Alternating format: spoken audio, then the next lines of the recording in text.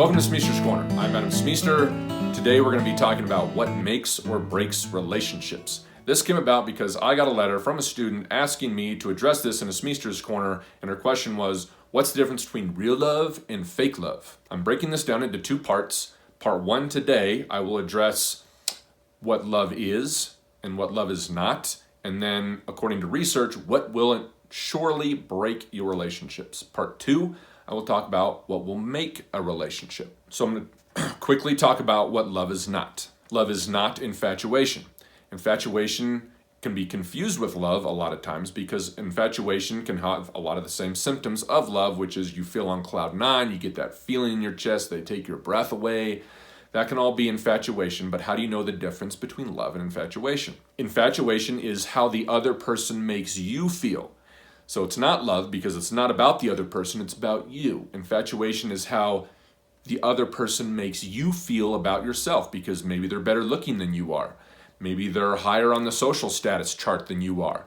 And you think, I never thought I'd be dating someone so popular or so good looking, and I just feel so much better about myself now. That's infatuation because it's a feeling. Love, true love, is more than just a feeling. Love is not something that just happens to you. Some people think that once they find love, that's it, we're good, we found love, we don't need to really work on it, love will take care of the rest. No.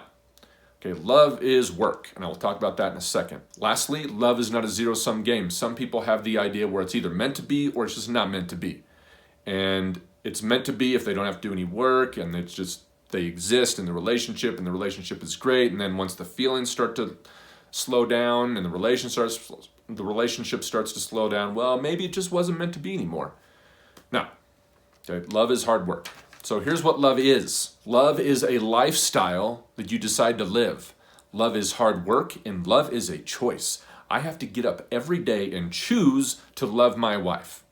Not just because I feel like it, but because I choose to do it, because I choose to make this relationship work. For some people, this might be harder work than it is for other people. Love is also not a 50-50 split. So you can't think that I'm going to put 50% of the work in, the other person's going to put 50% of the work in, and then we'll be good. And you just sit around, you put your 50% in, you're waiting for them to put their 50% in. No, you put 110% in, and the other person puts 110% in. That's what makes love work. And you think, well, but what if I put 110% in and that doesn't work out? Like, that's a lot of wasted energy. Well, yeah, that's what love is. It's a risk. So you're risking, the other person sees you risking by putting 110% in, and then they may be more likely to put 110% in. Lastly, love is suffering. And that might seem counterintuitive, but you're eventually going to hurt the person that you love. The person that you love is eventually going to say or do something to hurt you.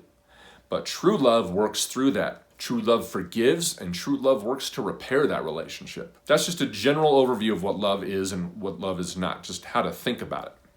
So, now I'm going to give you some research-based tips on what will destroy and ruin a relationship. For it to work, both people have to feel like they're powerful in the relationship. You can't have one person who has all the power in a relationship, the other person's just kind of dragged along or overpowered by the other person. It's not going to work.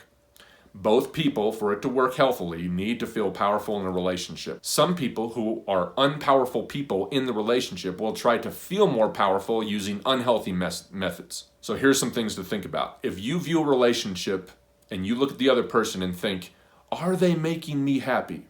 You are an unpowerful person in the relationship. You're probably wanting them to make you feel more happy in the relationship so you can feel more powerful.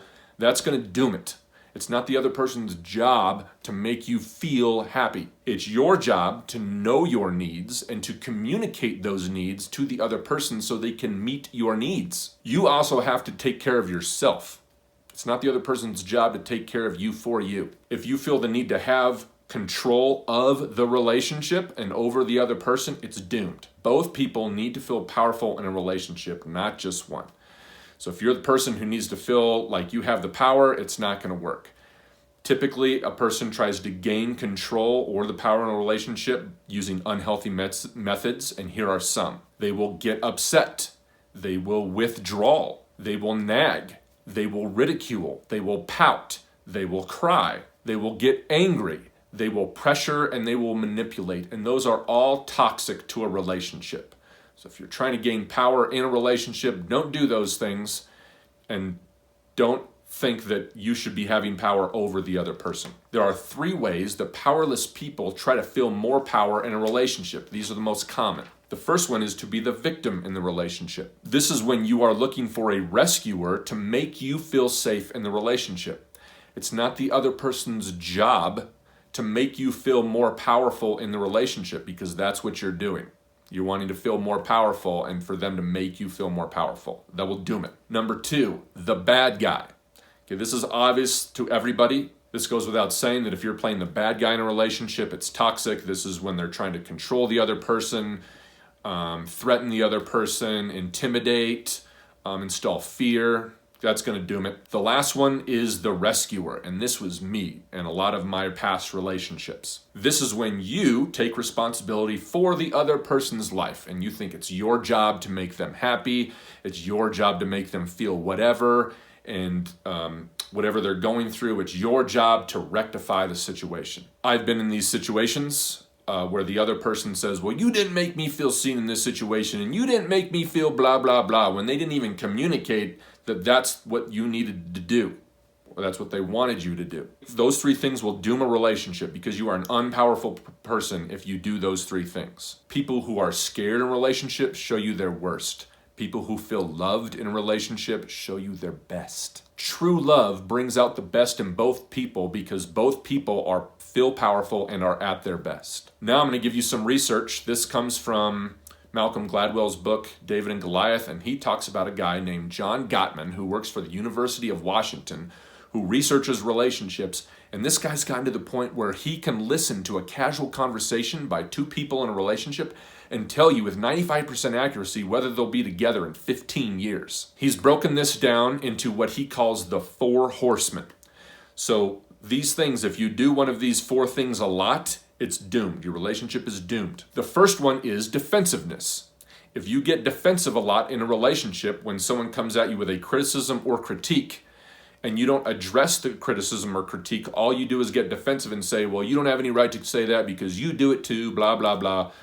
That's going to doom it. They may have come at you in an unhealthy way, but their criticism may be kind of valid, and you need to listen and hear that out, and then identify if that's something that you need to work on. The second one is called stonewalling, and he says men do this more than women. This is when you refuse to answer direct questions in a conversation, you're evasive, and you change the subject a lot because you don't want to have the conversation.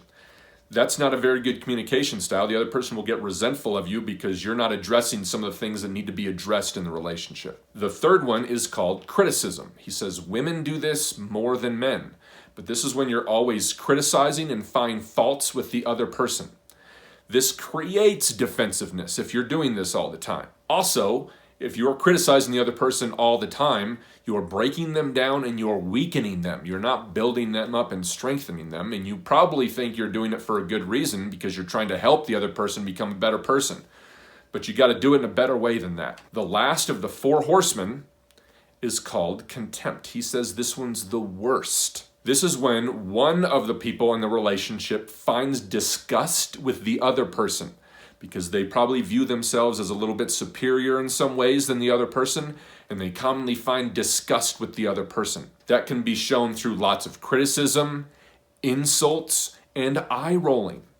Don't do that. The other person's response to that contempt will be the feelings of rejection and exclusion in that relationship. According to the research, he says the presence of contempt in a relationship can predict how many colds one might get in the relationship because it's so stressful on a person to feel contempt all the time from another that you love that it will break down your immune system because of all of that stress. So these are some of the things that research says will break your relationships. If you found yourself doing some of those things in a relationship, you might need to reevaluate the way you think and the way that you behave in a relationship to be a more powerful person in the relationship. In part 2, I'm going to be addressing what will make a relationship. So I hope this helps. Thanks for watching.